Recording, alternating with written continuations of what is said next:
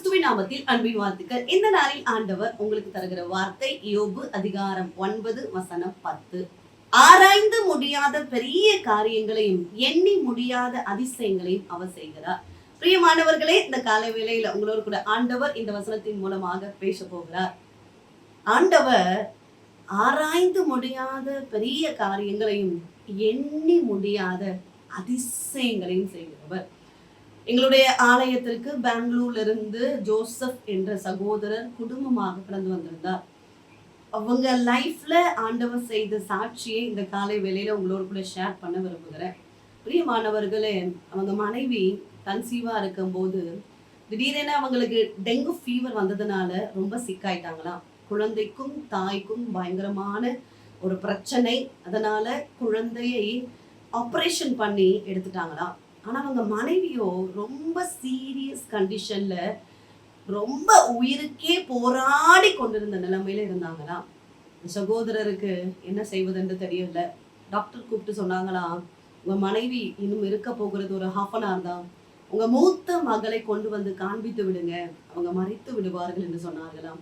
பிரியமானவர்களே, Roman Catholic அந்த சபையை சார்ந்த இந்த பிரதர் இப்ப என்ன செய்வதென்று தெரியாதபடி ஆண்டவரை தேடுகிற அந்த இருதயம் அவருக்கு இல்லை. ஆண்டவரை குறித்ததான அந்த அறிவு இல்லை. இப்படிப்பட்ட சூழ்நிலையில தான் அவங்க ஃப்ரெண்டு மூலமாக ஆண்டவருடைய ஊழியத்தை செய்கிற ரூத் என்ற சகோதரி மூலமாக இந்த பிரதருக்கு சரியான ஒரு ஆலோசனை கிடைத்ததாம். வசனத்தின் விளக்கங்களை அந்த சகோதரி கற்றுத்தந்து இயேசு அற்புதத்தை செய்கிறவர் என்ற எல்லா காரியங்களையும் கற்றுக் கொடுத்தாங்களாம். பிரியமானவர்களே, இந்த பிரதர் ஜெபிக்க ஆரம்பித்தார்.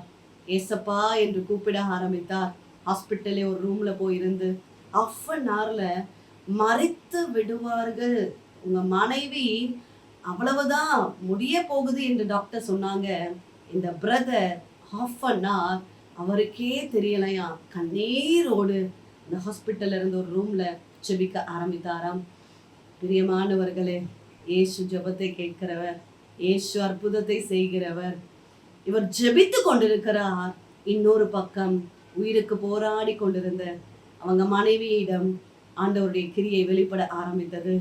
டாக்டர்ஸ் எல்லாம் ஆச்சரியமாய் சொன்ன காரியம், உங்க மனைவிக்கு மெடிசன் ஒர்க் அவுட் ஆக ஆரம்பிக்குது, அவங்க வேலை செய்ய அந்த சரீரத்துல வேலை செய்ய ஆரம்பிக்கிறது என்று டாக்டர்ஸ் எல்லாம் சொல்லி ட்ரீட்மெண்ட் கொடுக்க ஆரம்பித்தார்களாம்.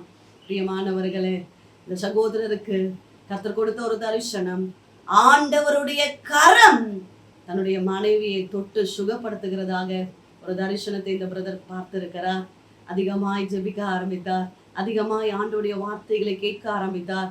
வேத வசனத்தை வைத்து அவர் தொடர்ந்து ஜெபிக்க ஆரம்பித்தார். பிரியமானவர்களே, கிட்டத்தட்ட 2.5 மாதங்கள் ஹாஸ்பிட்டல்லையே இருந்து உயிருக்கு போராடி கொண்டிருந்த தன்னுடைய மனைவியை இவர் பராமரித்து கொண்டிருந்தாராம். அவங்க மனைவியுடைய கிட்னில பலவீனம் வந்தது. ஒரு பக்கம் டயாலிசிஸ் நடந்து கொண்டே இருந்ததாம். கண்கள் 2 வெளியே வருகிற அளவிற்கு பெரியதாகி அவங்க சரீரமெல்லாம் வீக்கம் அடைந்து உயிருக்கே போராடி கொண்டிருந்த அவங்க மனைவி இப்பொழுது ஜீவனோடு இருக்கிறாங்க. இயேசு சுகத்தை தந்தார், இயேசு அற்புதத்தை செய்தார். இப்பொழுது குடும்பமாய் ஆவியோடு உண்மையோடு ஆண்டவரை ஆராதிக்கும்படியாக, இயேசு எப்படிப்பட்டவர் என்பதை தெரிந்து கொள்ளும்படியாக அந்த குடும்பத்தை கர்த்தர் அநேக இடங்களுக்கு அழைத்து கொண்டு சென்று சாட்சியாய் நிறுத்தி இருக்கிறார். பிரியமானவர்களே, மறித்து போய்விடுவாங்க, ஜீவன் போகும், அவ்வளவுதான், 1/2 hour தான் என்று சொல்லி டாக்டர்ஸ் எல்லாம் சொன்னாங்க. ஆராய்ந்து முடியாத பெரிய காரியங்களையும் எண்ணி முடியாத அதிசயங்களையும் செய்கிற ஆண்டவர் அதிசயத்தை செய்தார், அற்புதத்தை செய்தார். எங்களுடைய ஆலயத்திற்கு கணவன் மனைவி 2 பிள்ளைகளாக வந்து சாட்சி சொன்னார்கள். இயேசு நல்லவர், இயேசு பெரியவர். பிரியமானவர்களே, இந்த காலவேளையில் இயேசுவோட வார்த்தையை கேட்டுக்கொண்டிருக்கிறீங்க. டாக்டர்ஸ் முடியாது என்று சொல்லலாம், அவ்வளவுதான் என்று சொல்லலாம். இயேசுப்பாவை நீங்க நோக்கி கூப்பிடும்போது ஆண்டவர் உங்களுக்கு பதிலை தருவார், அற்புதத்தை செய்வார், அதிசயங்களை காண பண்ணுவார். செபிப்போம். நேசிக்கிறீங்க நல்ல தகப்பனே, இந்த காலை வேளைக்காக நன்றி செலுத்துகிறோம். தந்த நல்ல வார்த்தைக்காக நன்றி அப்பா. ஆராய்ந்து முடியாத பெரிய காரியங்களையும் எண்ணி முடியாத அதிசயங்களையும் செய்வேன் என்று சொல்லி இருக்கிறீரே. தேவ பிள்ளைகளை ஆசீர்வதிங்க, குடும்பங்களை ஆசீர்வதிங்க. பெரிய காரியங்களை செய்கிறவர், அற்புதங்கள் அதிசயங்களை செய்கிற ஆண்டவர் அப்பா.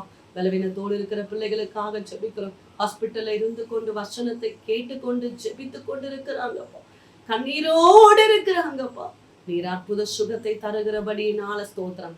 கர்த்தருடைய கரம் தொடுகிறபடியினால ஸ்தோத்திரம். பலவீனங்கள் மாறட்டும், போராட்டங்கள் மாறட்டும். கர்த்தாவே, ஒவ்வொரு குடும்பங்களை கர்த்தர் ஆசீர்வதிக்கிறபடியினால ஸ்தோத்திரம்ப்பா. திருமணமாகி குழந்தை இல்லாமல் இருக்கிற தேவ பிள்ளைகளுக்காக ஜெபிக்கிறோம். கற்பத்தின் கனியை கொடுத்து கர்த்தர் ஆசீர்வதிங்க. கர்ப்பிணியா இருக்கிற பிள்ளைகளுக்காக ஜெபிக்கிறோம். ஆண்டவுடைய கரம் பாதுகாக்கிறபடினால ஸ்தோத்திரம். திருமண தடைகள் மாறட்டோப்பா. நல்ல வேலை வாய்ப்புக்காக காத்திருக்கிறாங்கப்பா. எவ்வளவு இன்டர்வியூ அட்டன் பண்ணி எனக்கு ஒரு நல்ல வேலை கிடைக்கவில்லையே என்று சொல்லி கவலையோடு இருக்கிறாங்கப்பா. நீர் அற்புதத்தை செய்கிறபடினால ஸ்தோத்திரம். குடும்பங்களை சமாதானத்தை கட்டளையிடுவீராக. பலவீனங்கள், போராட்டங்கள், கடன் பாரங்கள், பிரச்சனைகள் மாற போகட்டும் ஆண்டவர். நீர் பெரிய காரியங்களை செய்கிறபடினால ஸ்தோத்திரம். இயேசு கிறிஸ்துவின் நாமத்தில் ஜெபிக்கிறோம் எங்கள் ஜீவன் உள்ள நல்ல தகப்பனே, ஆமென். பிரியமானவர்களே, கர்த்தர் உங்களோடு பேசியிருக்கிறார். கர்த்தர் உங்க வாழ்க்கையில பெரிய காரியத்தை செய்ய போகிறார். உங்களுக்காக குறித்த விண்ணப்பங்களுக்காக நாங்கள் ஜெபிக்கிறோம். நீங்களும் எங்களுக்காக, எங்களுடைய ஊழியங்களுக்காக ஜெபித்துக் கொள்ளுங்கள். டிவோஷன் மூலமாய் உங்களோடு ஆண்டவர் பேசுகிறது எங்களை பகிர்ந்து கொள்ளுங்கள். இந்த வார்த்தை அநேகருக்கு பிரயோஜனமா இருக்கும் என்றால் அநேகருக்கு ஷேர் பண்ணுங்க. God bless you.